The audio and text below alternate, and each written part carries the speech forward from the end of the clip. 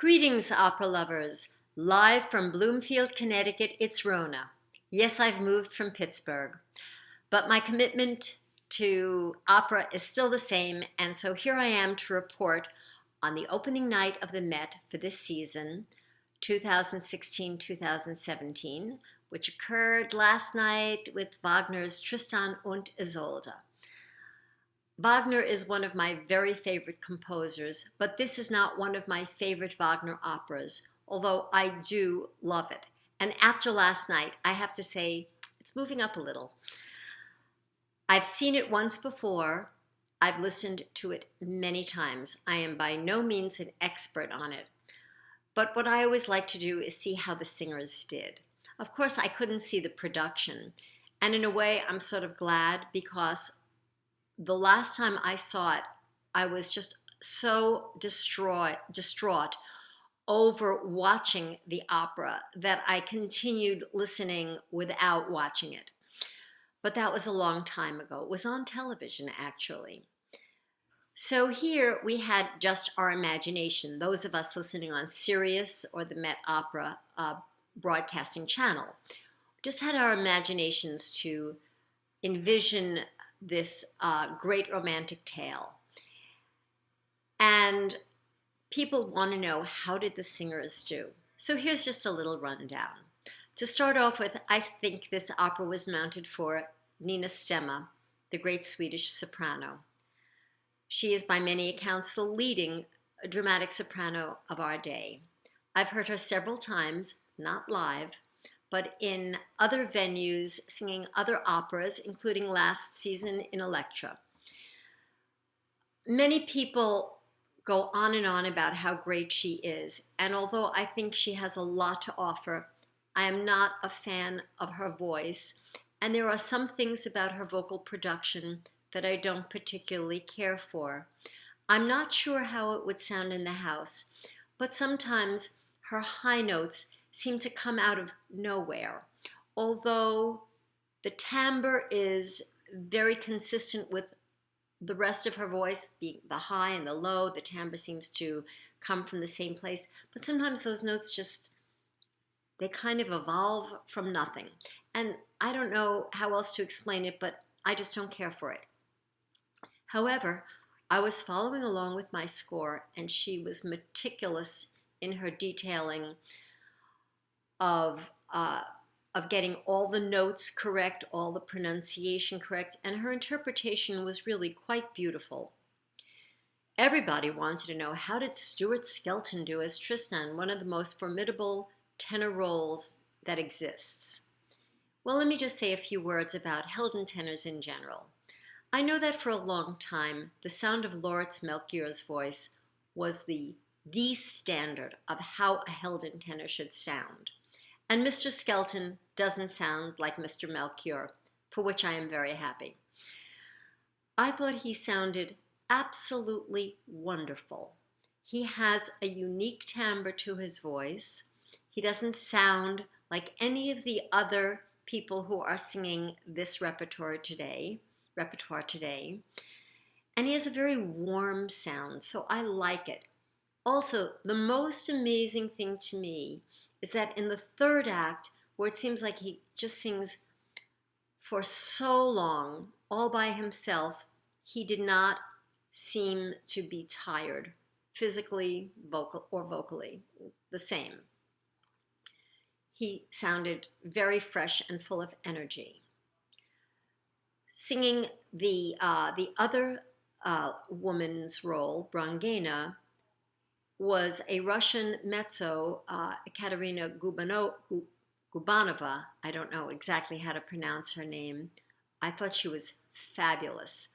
What a beautiful voice.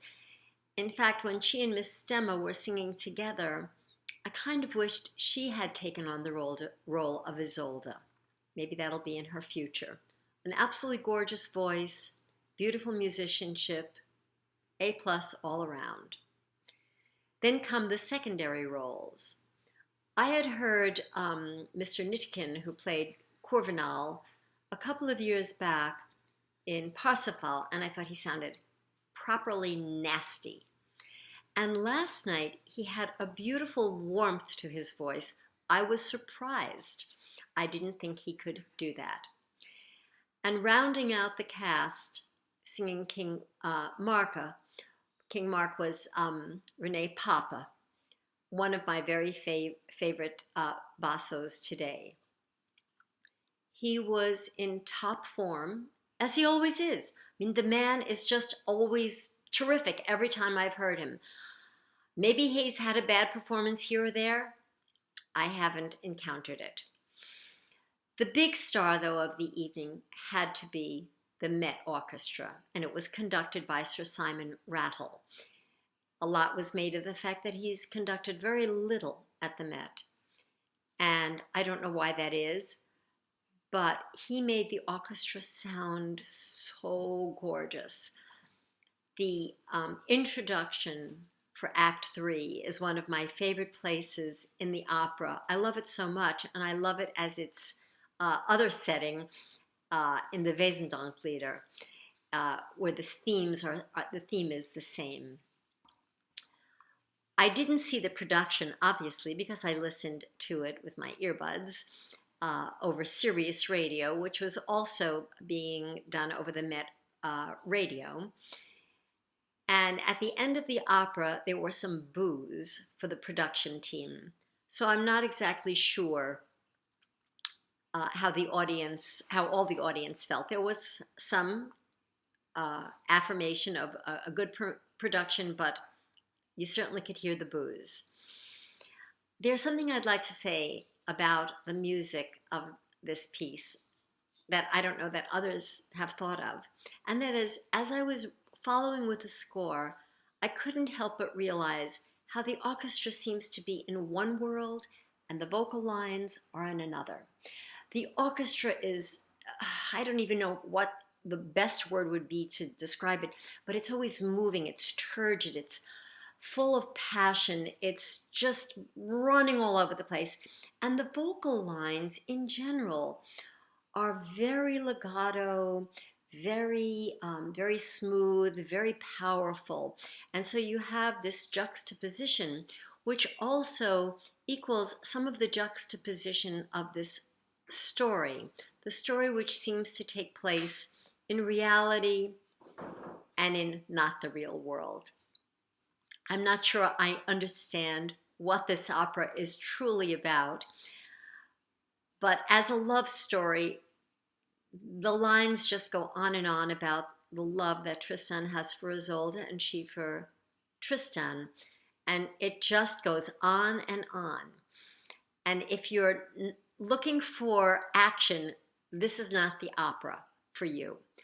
But if you take your time and prepare yourself for an evening such as this, I think it could be very satisfying. I know last night was my very favorite time listening to this opera complete, and I've heard many recordings, several with one of my favorite sopranos, Kirsten Flagstad, and also hearing Birgit Nielsen singing much of the opera.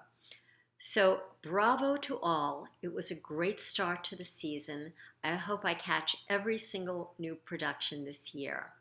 All I can say is I'm back, and I hope you were back last night and didn't listen to the debate, which you could always catch on your DVR at a later time. Have a great day, everyone.